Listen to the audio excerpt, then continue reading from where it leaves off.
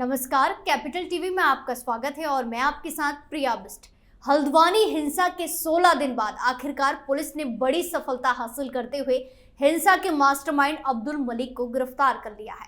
Uttarakhand police ने अब्दुल मलिक को दिल्ली से गिरफ्तार किया, जिसके बाद कई राजों से पर्दा हटेगा, कई चौंकाने वाले नाम सामने आएंगे और ताबड़तोड़ एक्शन का सिलसिला और तेज हो जाएगा। आज इसी पर चर्चा करेंगे और चर्चा के लिए मेरे साथ स्टूडियो में मौजूद हैं कैपिटल टीवी के एग्जीक्यूटिव एडिटर राजीव जी। सर, बहुत बहुत स्वागत है आपका। धन्यवाद। अब्दुल मलिक की गिरफ्तारी के बाद अब कई सारे राज खुलना तो तय माना जा रहा है। देखिए, अब्दुल मलिक या उसका पूरा का पूरा गैंग ये कोई सामान्य दंगा और हिंसा का आरोपी नहीं है। इसके पीछे एक बड़ी कहानी है। जिस तरीके से अब्दुल मलिक जैसे लोगों के, जैसे आपने अपनी खबर में पढ़ा, 16 दिन बाद हल्द्वानी दंगे का मास्टरमाइंड अब्दुल मलिक गिरफ्तार किया गया है। 16 दिन, ये 16 दिन का समय कुछ लोगों को लगता है 16 दिन लग गए पुलिस को, लेकिन ये सरकार और व्यवस्था के परिवर्तन का नतीजा है। कभी ऐसा होता था या कभी अभी भी हो रहा है कि 16 साल गुजर गए दंगा के, हिंसा के, और कई लोग जो है हिंदुस्तान से ही गायब हो गए, अभी तक गिरफ्तार नहीं हुआ। ये कांग्रेस की सरकारें थी जब इन दंगाइयों को, जिहादियों को खुली छूट मिली रहती थी। तुम आओ, यहां हंगामा खड़ा करो और उसके बाद फिर गायब हो जाओ। या यहां से भी जिसने दंगा फसाद करवाया, जो बड़ा बिजनेसमैन है, वो कल्टी ले लिया, दुबई चला गया, पाकिस्तान चला गया, कराची चला गया।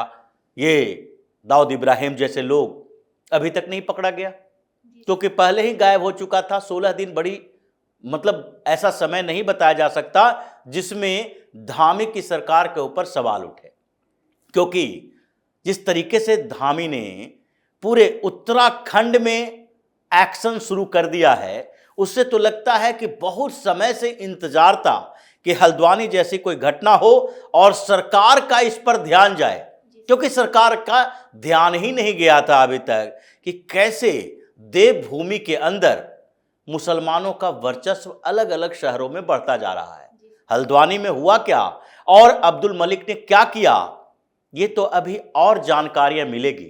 किन लोगों ने इसको सपोर्ट किया और इसके आका जो कई पार्टियों में बैठे हुए हैं, ऐसा नहीं कहा जा सकता कि सिर्फ कांग्रेस में ही है। इस आदमी का भारतीय जनता पार्टी के कुछ नेताओं के साथ भी संपर्क है, लेकिन सरकार अलग है, नेता अलग है, नेतृत्व अलग है। ऐसा नहीं है कि भारतीय जनता पार्टी के कुछ नेता अगर अब्दुल मलिक के संपर्क में रहा हो और उसने अब्दुल मलिक को किसी तरीके से मदद पहुंचाई हो तो उसके ऊपर एक्शन नहीं होगा। एक्शन सबके ऊपर होना है। एक्शन कांग्रेसियों के ऊपर होना है जिसने देवभूमि को जिहादिस्तान बनाने की कोशिश की थी। अभी क्या स्थिति है पूरे उत्तराखंड में, जहां पर हमारे तीर्थ स्थल है, जहां 4 धाम की यात्रा करने के लिए लोग जाते हैं, महाकुंभ का आयोजन होता है। हरिद्वार से अगर शुरू करें तो वहां पर वैसे पवित्र नगरी में कहां से जाने कैसे कैसे लाकर ऐसे मुसलमानों को बसाया जाने लगा कि आज लगभग 34% आबादी हरिद्वार में मुसलमानों की है। ये चंक बनाने की कोशिश थी, उसका एक बड़ा कॉन्स्पिरेटर अब्दुल मलिक जैसे लोग था। और अब्दुल मलिक के बारे में भी यही कहा जाता है कि ये सिर्फ दंगा की बात नहीं है, ये मुस्लिम सपोर्ट बेस तैयार कर रहा था, अपने पैसों का गलत इस्तेमाल कर रहा था, अलग अलग चंक में मिनी पाकिस्तान बना रहा था। क्योंकि बनफुलपुरा में हुआ क्या, वहां की भी अगर बात देखें तो वहां पर कैसे उसके अंदर इतनी क्षमता हो गई और उसका हौसला इतना बढ़ गया कि वहां पर के मुसलमान पुलिस के ऊपर फायरिंग कर दे, पुलिस के ऊपर बमबारी कर दे, पुलिस की गाड़ियां जला दे। ये इतनी हिम्मत कहां से आती है? हिम्मत सामान्य तरीके से नहीं आएगी। उसको अगर अलग अलग हिस्सों में रहेगा तो ये कभी भी उसके अंदर हिम्मत नहीं आ सकती है। ये जो कहावत बनी, एकता में बल है, उसका दुरुपयोग सबसे ज्यादा इन लोगों ने किया।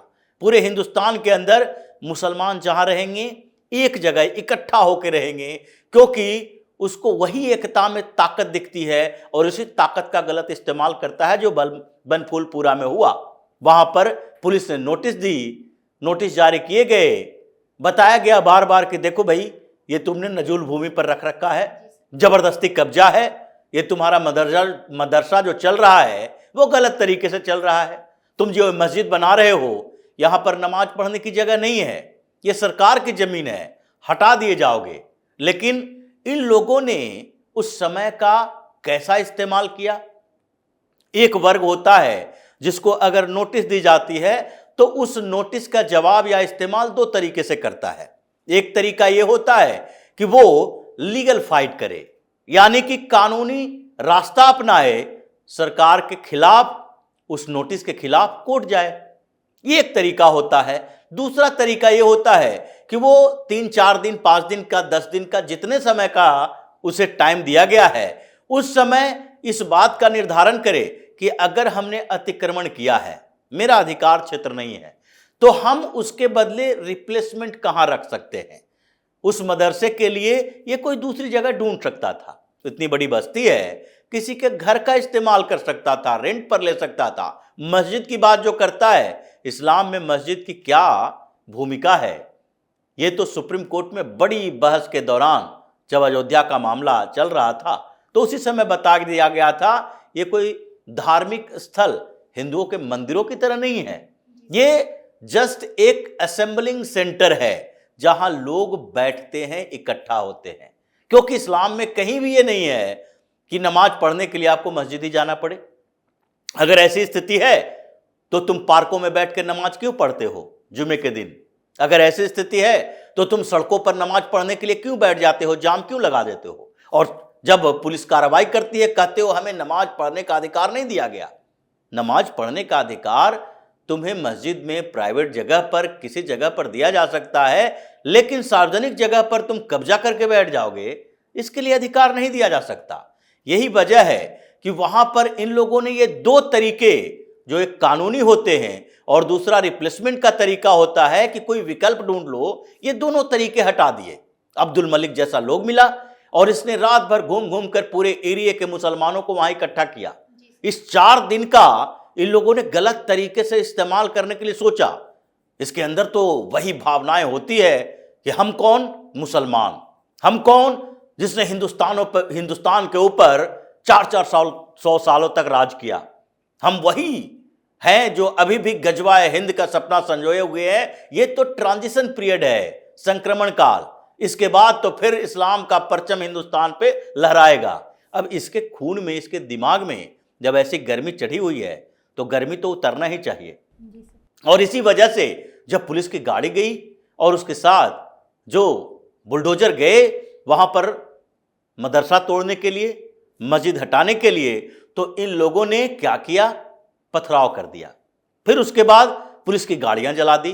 फिर जो महिला पुलिसकर्मी है उसको भी पीट रहा है, मार रहा है, और गलियों से जहां से वो लोग गुजर रहे थे वहां पर छतों के ऊपर से पेट्रोल बम फेंक रहा है, वहां से पत्थर फेंक रहा है। ये कौन सा तरीका है? तुम्हें सरकार से लड़ोगे, तुम पुलिस से लड़ोगे, तुम्हारे पास इतनी औकात, इतनी क्षमता आ गई है। ये कांग्रेसियों की देन है कि जिसने ये पूरी व्यवस्था में अल्पसंख्यक तुष्टीकरण, मुस्लिम तुष्टीकरण के नाम पर इन लोगों ने उसके मनोबल को इतना बढ़ा दिया कि वो कुछ भी कर दे, उसको टच नहीं किया जा सकता। लेकिन अब व्यवस्थाएं वैसी नहीं है। धामी के लिए बड़ा चैलेंज था, बड़ी चुनौती थी, और इसलिए इस चुनौती का सामना किया है। इस चुनौती का सामना किया और जैसे ही इन लोगों ने पथराव किया, एक और बड़ा मौका मिला। क्योंकि जब कोई बड़ी गलती करता है तो जिन छोटी गलतियों को माफ किया जा रहा था उस पर भी ध्यान जाती है।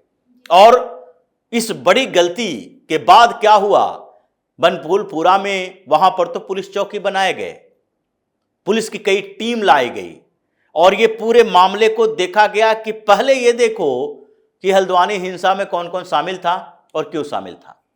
उसके बाद अब्दुल मलिक जैसे लोग मिला जो कि इस पूरे दंगा को प्रायोजित करने के लिए पैसे खर्च किया था, मुसलमानों को भर भर के बाहर लाया था। उसके बाद दूसरे स्तर पर धामी ने एक लिस्ट और तैयार की कि ये देखो कि उत्तराखंड के किन किन जिलों में मुसलमानों का कंसंट्रेशन कैसा है।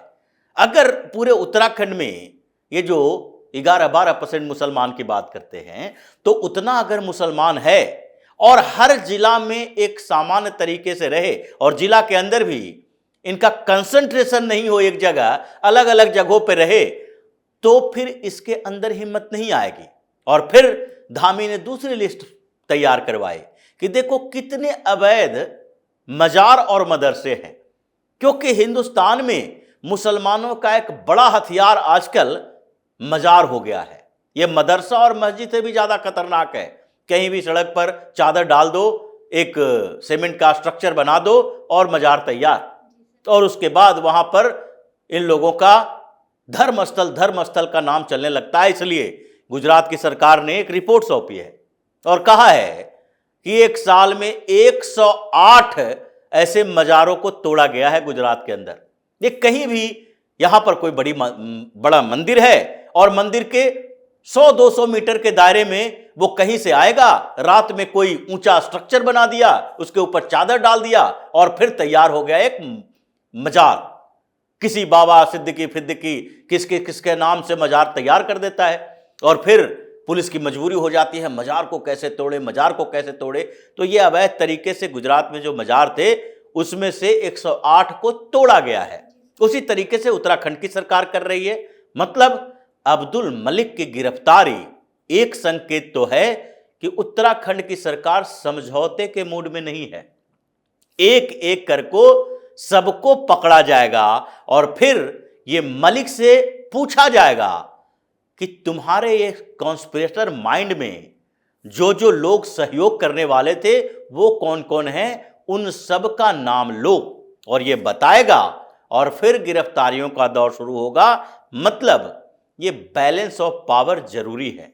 एक बार तो उत्तराखंड में इसकी जरूरत थी, क्योंकि देवभूमि को इन विधर्मियों ने अपवित्र करने की पूरी कॉन्स्पिरेसी बना रखे थे, और इसलिए धामी जैसे मुख्यमंत्री जिनको पूरी छूट मिली, जिन्हें ये अधिकार दिया गया भारतीय जनता पार्टी के नेतृत्व की तरफ से, एक बड़ा मौका दिया गया कि सबसे पहले आप ही के राज्य में यूसीसी लागू होगा।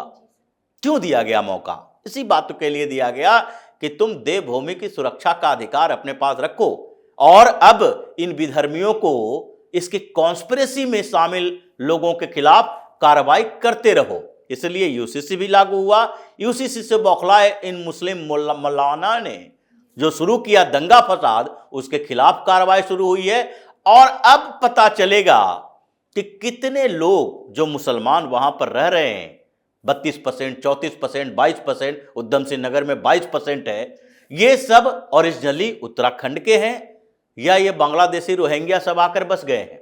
और इसकी जांच होगी, एनपीआर होगा, एनआरसी लागू होगा, और तब ये अब्दुल मलिक के पकड़ने का सही मकसद पूरा हो पाएगा धामी की सरकार का। धन्यवाद सर समझाने के लिए। धन्यवाद। हल्द्वानी हिंसा के मास्टरमाइंड अब्दुल मलिक की तलाश 8 फरवरी से चल रही थी। अब वो पुलिस के हत्थे चढ़ गया है, जिसके बाद कई लोगों के नाम सामने आने तय है, जिन पर तगड़ा एक्शन होगा।